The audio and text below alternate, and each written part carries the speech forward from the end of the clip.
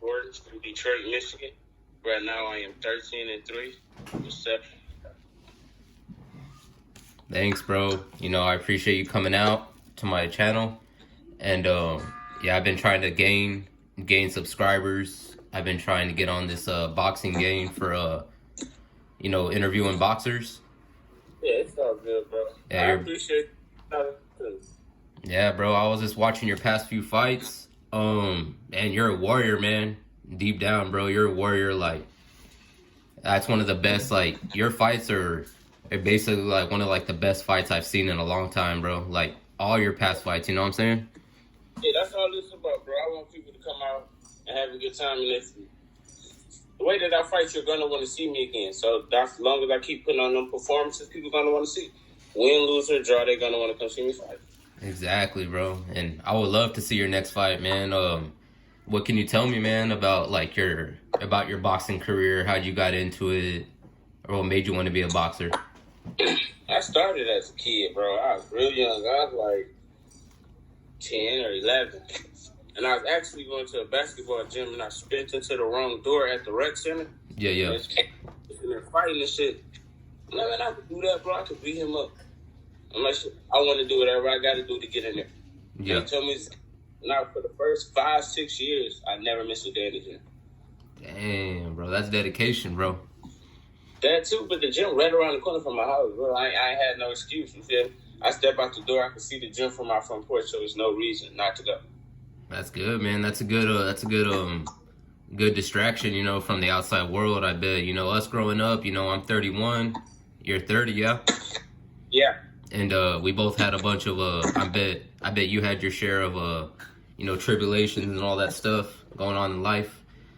And me, my outside thing was watching wrestling.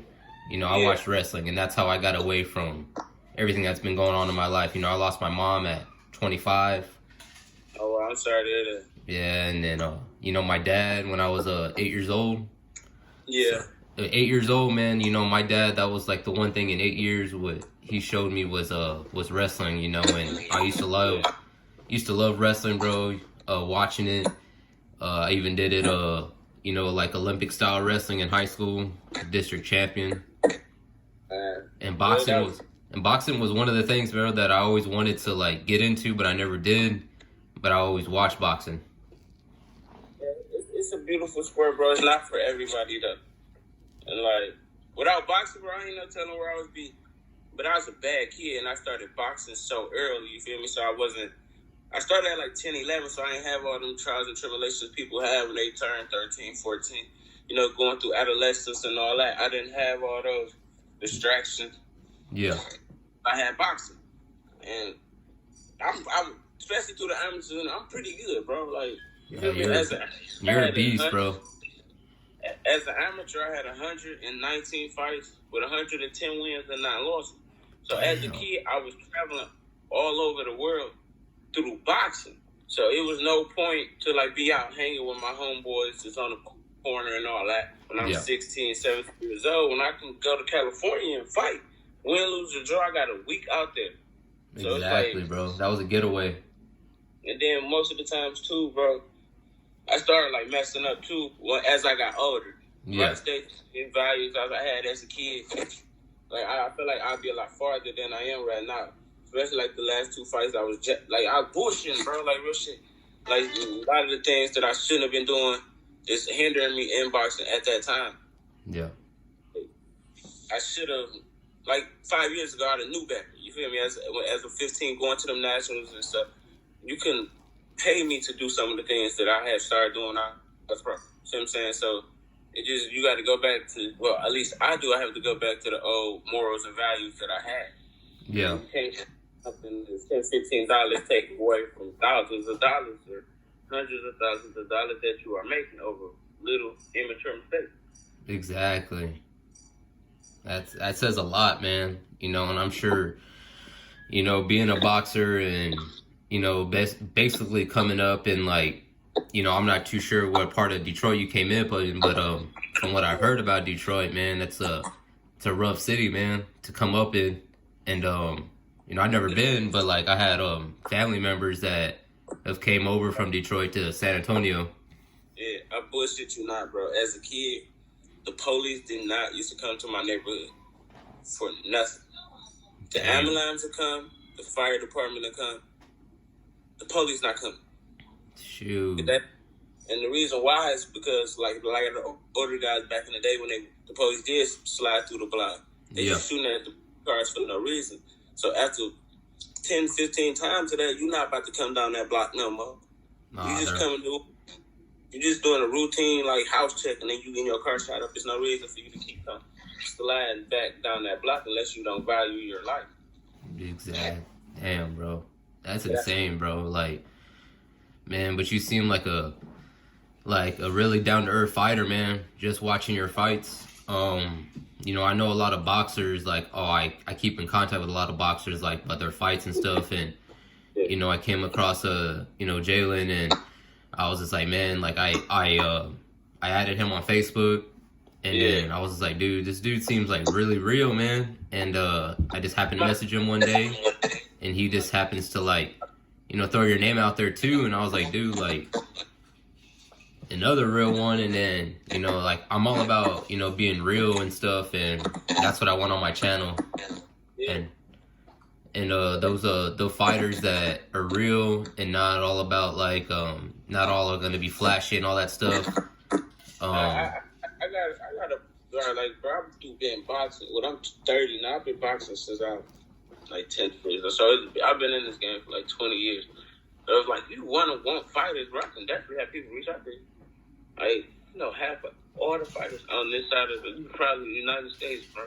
Like, boxing is really small for everybody. Like, everybody knows everybody. You'll be surprised. Everybody knows everybody. Detroit, like, you can say anything about him, but I guarantee you, somebody else is gonna get back to that person because everybody know everybody. Yeah, bro. That's what I've been hearing from my boxing analyst. I also have a boxing analyst that's I just posted a video. You know, he's a real cool one. I met him when I was in Vegas. We just happened to live in the same city as San Antonio, and he was just like, and that's exactly what he told me. And he's not even like in boxing, but like yet he knows a lot of the stuff behind boxing, like everything that you need to know basically, like as a fan. And he was like, dude, but like right before Corona happened, bro, like at least back in Detroit, the shows were smacking, bro. Like, it's coming back, bro. Tony just won that world title. Well, he lost it this time. I believe he did it again. But it's just that spark of all the little shows they have in here, bro. It's been beautiful lately, dog. Like, it has. Like, as the fighter in mission is, if you can fight, there's no reason you shouldn't be fighting. Unless your promoters and your people are holding you back, there's no reason you should be fighting. It was almost shows almost every other month. Shoot. They were slapping them, bro. They were just coming out like nothing?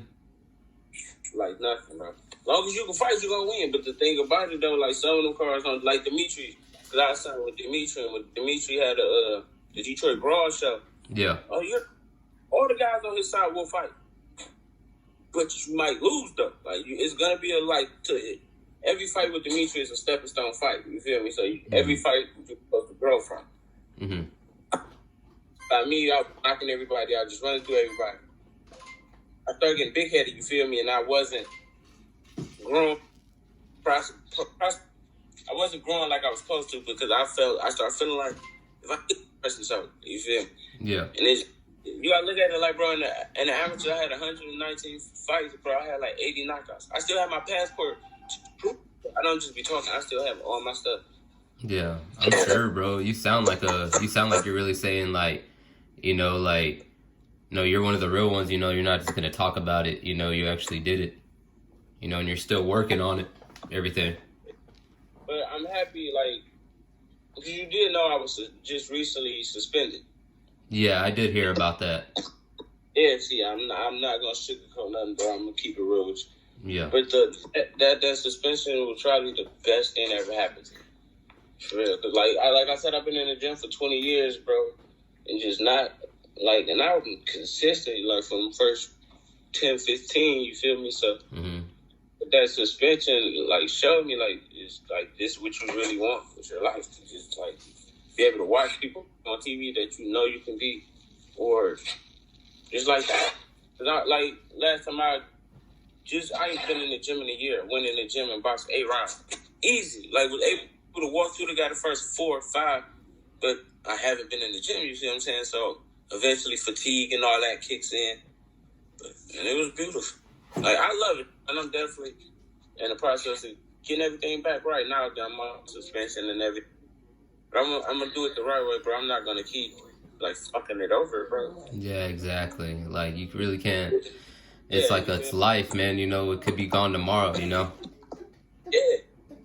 For real, like ain't no time telling what can happen tomorrow. So I need to like stop procrastinating and go and take care of it.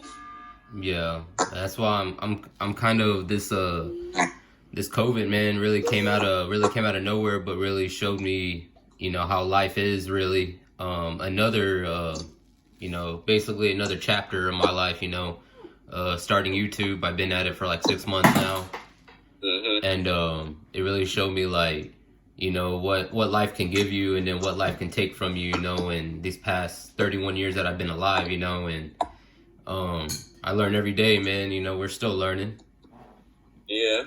And you know, I hope this YouTube career takes off, man, and I can start interviewing like, you know, fighters like at press conferences and weigh-ins and stuff like that. That would be a dream come true, man. Our shows is here, bro. It's not, at least here in Michigan. I don't know about other states, bro. But I guess at least here, if we was there to show you a definitely be able, even if you just bought a ticket, bro. How the fighters are here, bro. They're so down to earth. You can walk up to anybody after a fight. Just walk up to them. They're gonna talk to you. They're gonna they're gonna give you an interview. They're gonna give you one. You want to whatever they give you, whether you want to take pictures.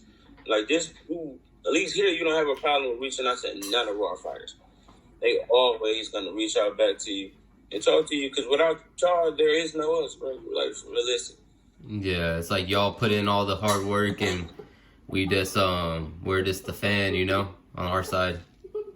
Yeah, but put it like this: without all that hard work, I mean, with all that hard work, when we go to a show and don't no fans come up, who paying for our person now?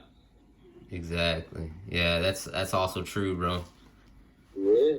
And so, what is your So my questions, man. What is your take on? I'm not really too sure if you're watching the card tomorrow, that Tyson and Roy Jones.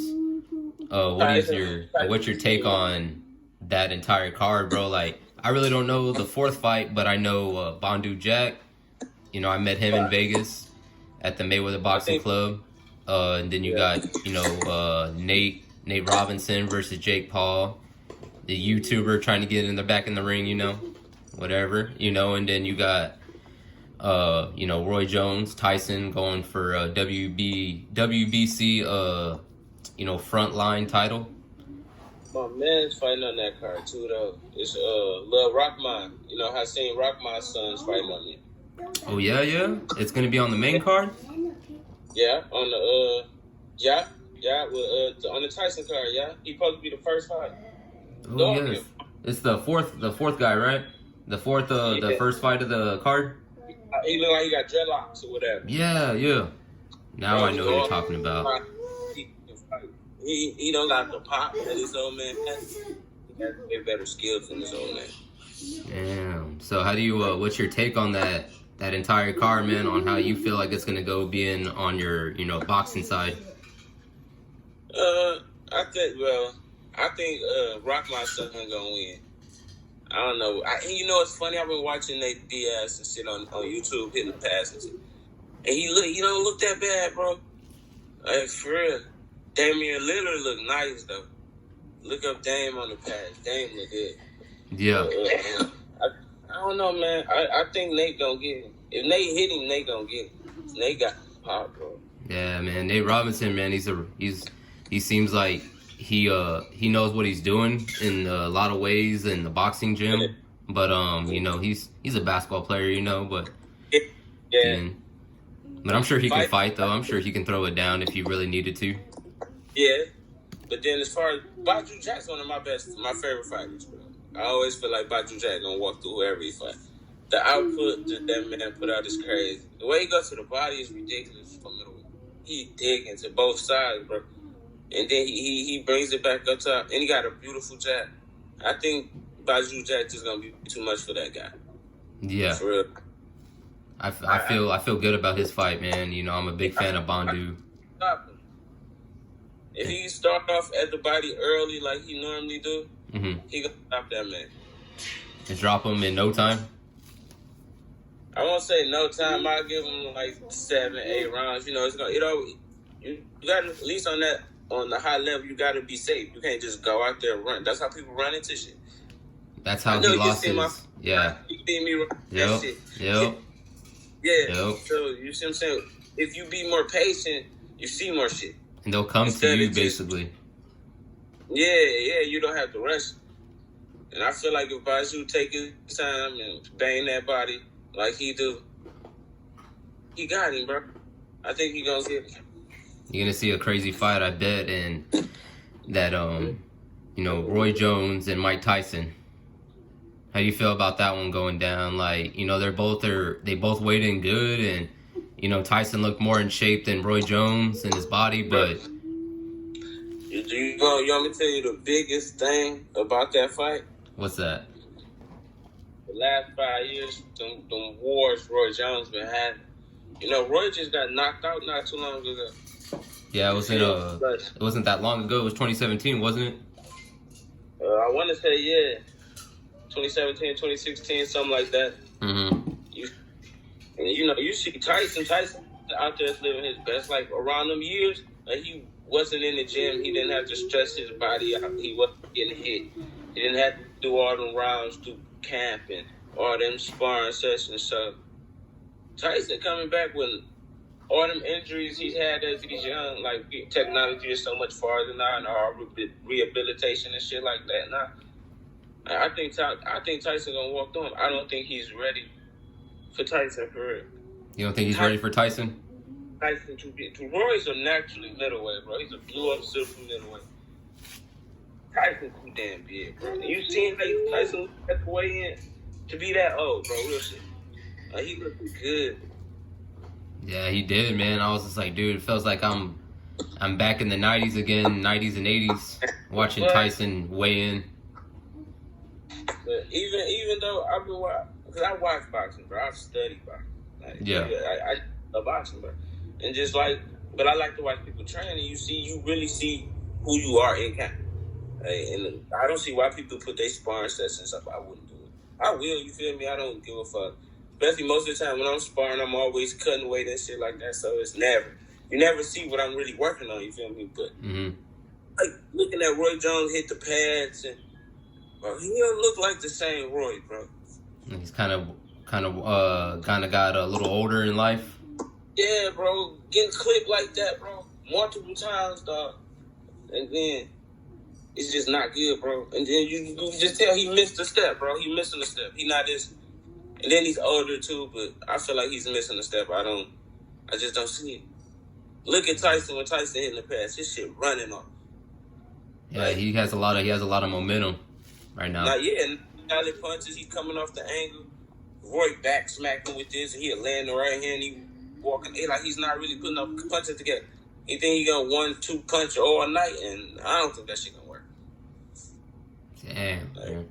That's the first one, man, that, you know, in a couple of days, man, that I've been talking to my boys, and you're the first one, man, that came out and said about Tyson, too. About, I feel like, man, listen, I know a guy right now, bro. If I can go in the gym off a year and go in there and box with guys that's training every day, and I know this guy named Rambo Patterson. Rambo is like 13-0 as a pro. Rambo like 45, 46 years old. Ain't been in the gym and God knows when. And the last time Rambo came to the gym, he ran through that bitch. So that's what I'm saying. So you can't just think of because he's been gone or because of this or because of that. Like, Roy, we still see what Roy is. Roy still fighting. Roy still doing this. Like, he ain't had that break for his body to really recuperate. Yeah. Like, clip like that, like, I'm getting put to sleep, bro. You need to take some real drastic time. Ain't no getting back in the gym after 6 months and training. You know, bro, when I lost out I ain't get back to the gym. When I got knocked out that one time, I want to say I ain't fight till like a year later. Like, I took my whole time off. Like, man, fuck that. See, you can hear me. I still sound recognizable, bro. And I know guys, bro, that started boxing, got as many amateur fights as me, but had like 3 or 4 or 5 pro fights and punched them. I mean, like, fucked up, bro. I know guys that never had a pro fight, bro. It's fucked up. Like, can't talk. They not giving their body those breaks. Like, like that shit ain't working. It took years or 15, 20 years to stretch, bro. Like, wow. It's kind of like it's like the real deal when you go in there, man. It's like you're risking your life, and you know, you're basically like your freedom out there, man. And you know, I look, you know, I'm a big fan of you know, I've always been a big fan, and he's still one of my best fighters, man, is Floyd Mayweather. So the way he grew up in Michigan too, and I'm like, dude, like, that's one of the cleanest fighters that still looks really sharp for his age, you know. And as great as Floyd is, bro, drop him in that era from 80 to 88. Yeah, it wouldn't be the same. It wouldn't be, bro. He wouldn't be able to do Roberto Duran like that. He wouldn't be able to do Sugar Ray like that. I think Tommy would have knocked him out. Tommy too tall, and seeing a fight with Floyd, anybody have a real good jab give Floyd problems. Miguel Cotto gave Floyd problems until he figured out how to get away from a double jab. Mm-hmm. But then that's the thing about Floyd. Once he adapts to you, that's your way.